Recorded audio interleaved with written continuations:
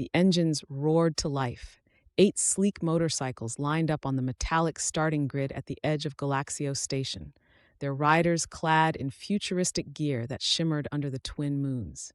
Each bike was a masterpiece, hovering inches above the ground, designed not just for speed but for combat, adaptability, and resistance to the extreme environments ahead.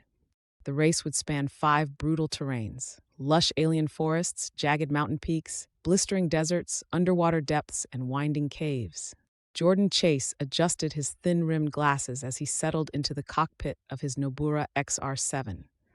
The handsome young man's presence was understated compared to the more flamboyant riders, some of whom were already leaning over their bikes, taunting competitors through their helmet comms.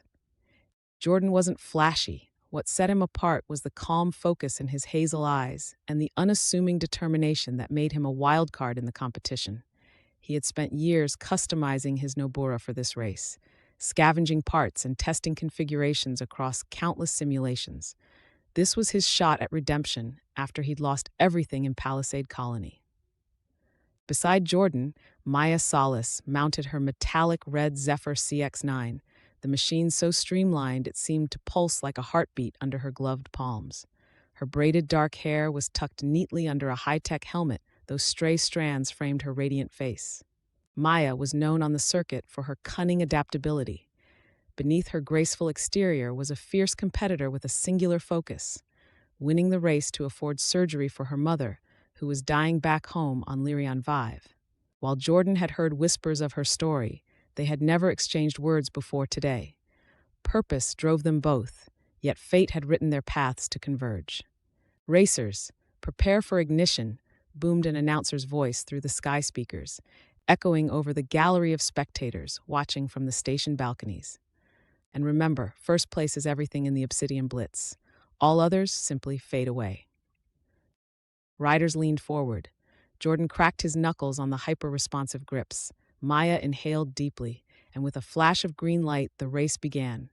The first section launched them into Atrium Prime, a twisting forest of gargantuan blue-leaf trees that glowed faintly with bioluminescent veins.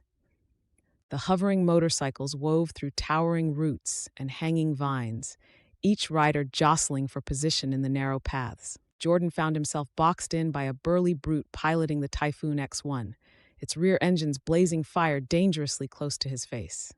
He leaned low, calculating his move, then activated the Nobura's adaptive steering, shifting his bike sharply left and bouncing off a tree trunk to gain momentum. He darted ahead just in time to avoid the fireburst.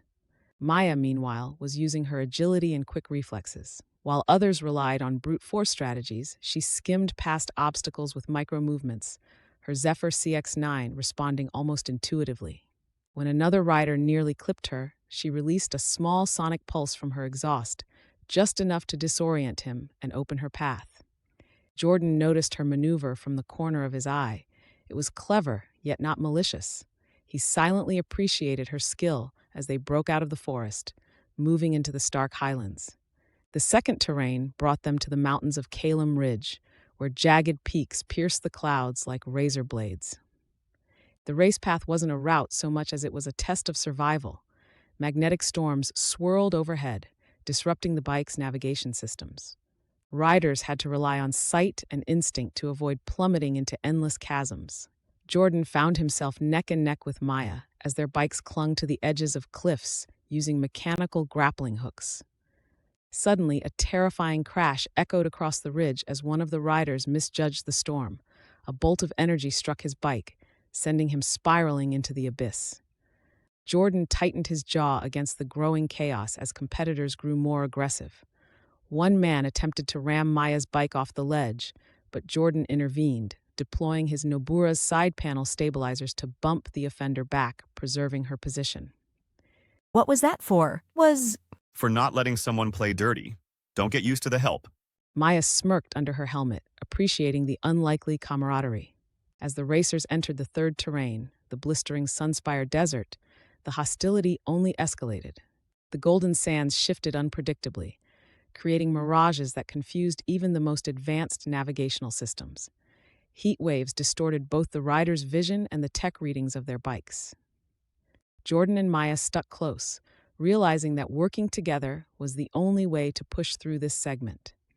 They switched positions, allowing the lead rider to plow sand dunes while the other followed in the wake. At one point, a series of scavenger bots emerged from beneath the sand, programmed to disable the motorcycles and gather scrap from the wreckage. Maya's Zephyr CX-9 unleashed grappling arms to yank her bike free from the swarm, but she struggled against the sheer number overwhelming her.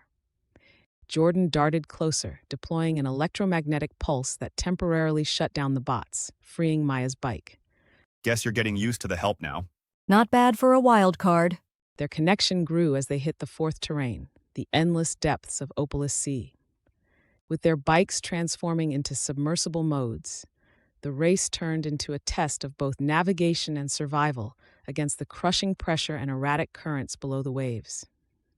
Massive sea creatures roamed the dark waters, and glowing crystals marked the path forward. It was here that the puzzle mechanics of the race reached their peak. Riders had to decipher coded maps embedded in the crystals to unlock the underwater tunnels leading to the next segment. Jordyn's keen intellect was critical in cracking the sequences, while Maya helped by defending them from rivals ambushing them amidst marine predators. The final terrain was the Veil Caves, an intricate labyrinth of narrow tunnels lit by the faint glow of crystalline walls.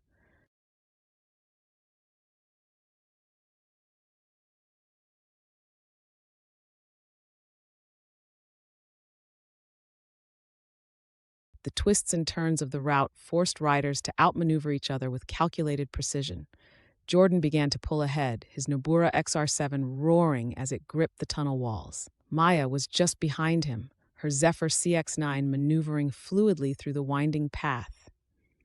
But as the finish line neared, a glowing portal marking the end of the labyrinth, Jordyn glanced at Maya in his rearview monitor. He thought of her mother, her quiet desperation, and the weight of her circumstances.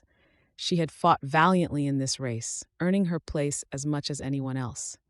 His breath caught as he considered his decision. As the portal loomed closer, Jordyn's resolve solidified. He remembered her story, the drive behind her relentless pursuit. His heart raced, not from the adrenaline of competition, but from the weight of empathy and the choice before him. In that moment, Jordyn eased off the throttle, letting Maya surge ahead.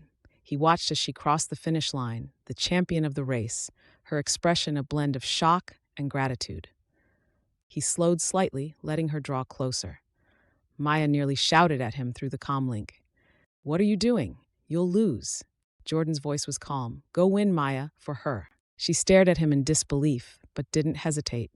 Later, as the crowd dispersed, Jordyn approached Mia, who stood clutching her winnings with tears brimming in her eyes.